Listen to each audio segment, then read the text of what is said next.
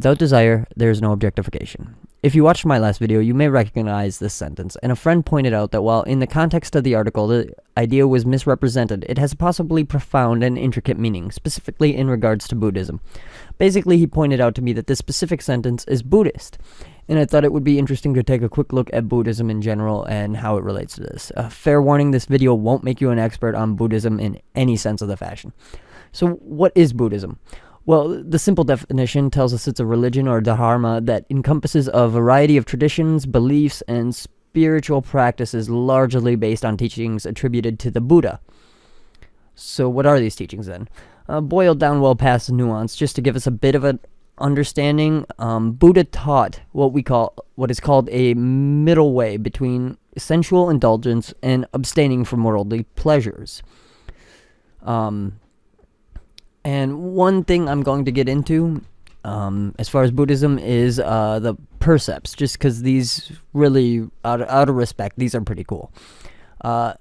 These 5 main precepts are refrain from killing, refrain from stealing, refrain from lying, refrain from being intoxicated, and refrain from improper sexual conduct.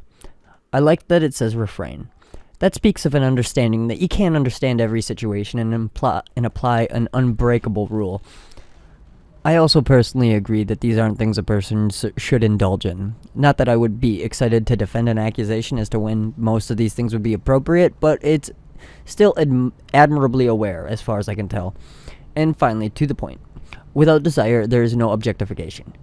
Yes, I would say that it's an accurate representation of the world. Much of the world is motivated by desire, and understandably. Dopamine is fucking great, and when you desire something, it seems to stem from the expectation that the result will be enjoyable. I'm going to compare this with addiction because in many basic ways, after stripping away all the reasons we view them differently, they're pretty much the same. I'm not trying to state that happiness is an addiction, simply that from a different perspective, they operate much the same. Why is this important? I'm basically trying to point out how reactionary people are.